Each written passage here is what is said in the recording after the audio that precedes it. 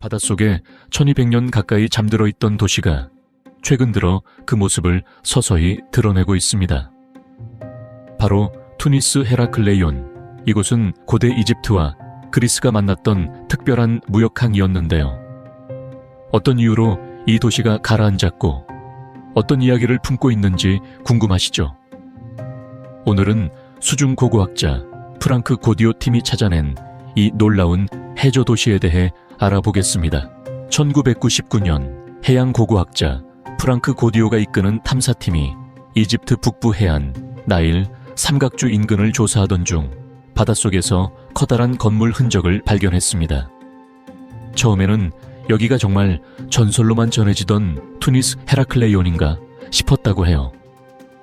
그런데 정밀 탐사를 해보니 거대한 신전 자취와 석조 건물 흔적, 항구 시설 등이 도시 단위로 자리 잡고 있다는 사실이 드러났습니다. 이제는 수중 레이더, 핵자기 공명 등 첨단 장비를 써서 도시의 지도까지 어느 정도 복원해냈다고 합니다. 예시로 비유하자면 만약 전설의 도시 아틀란티스를 발견했다고 생각해보세요.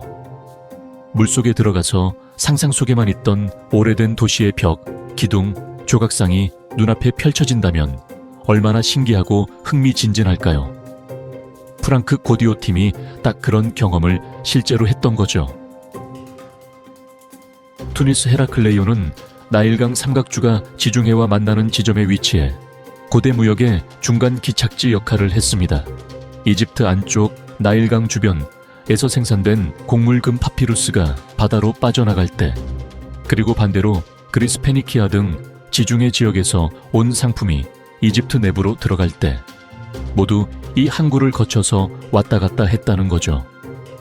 현대사회에 비유하자면 유명한 환승공항인 인천공항을 떠올리시면 이해가 쉬워요. 고대에도 배들이 한 곳에 모여서 물건을 옮겨 싣고 세금도 내고 교류도 하고 그야말로 국제항구나 다름없었던 곳입니다.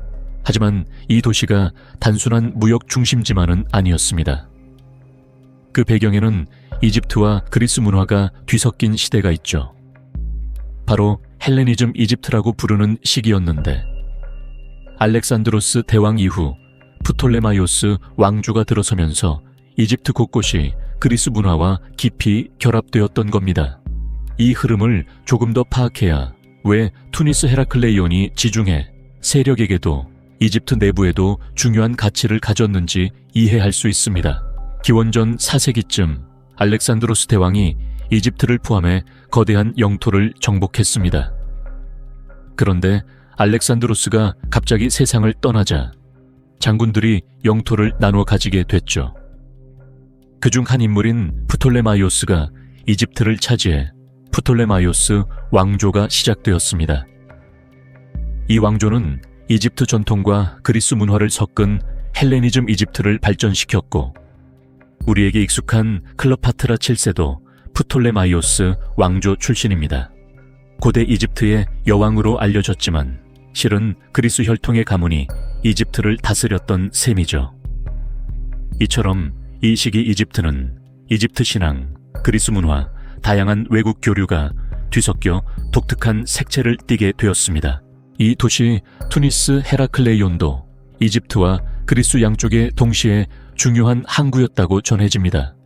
이집트 측에서는 투니스, 그리스 측에서는 헤라클레이온이라 불렀고, 이중 명칭이 사용된 것 자체가 이 도시는 그리스인과 이집트인이 다 함께 쓰는 곳이다 라고 선언하는 듯하지 않나요?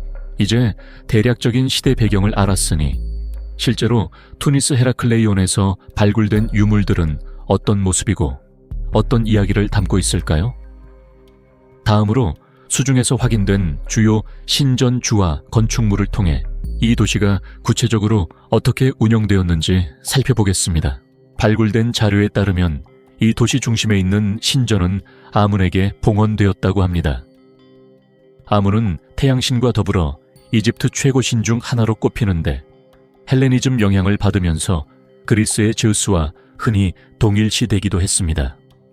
그리스어 비문이 남아있어 당시 사람들이 두 신을 같은 존재라고 여겼음을 보여주죠.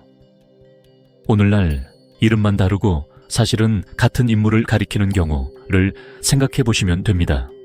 예컨대 누군가는 마이클이라 부르고 또 누군가는 미겔이라고 부를 수도 있는 것처럼 고대 사람들도 아문을 곧 즈우스라고 부르면서 두 문화를 자연스레 섞어냈던 것으로 보입니다. 발굴팀은 수중에서 프톨레마이오스 1세가 주조한 것으로 보이는 알렉산드로스 초상 주화들을 다수 찾았다고 합니다. 왜 알렉산드로스 얼굴이 들어간 동전이 이집트 항구에서 나오지?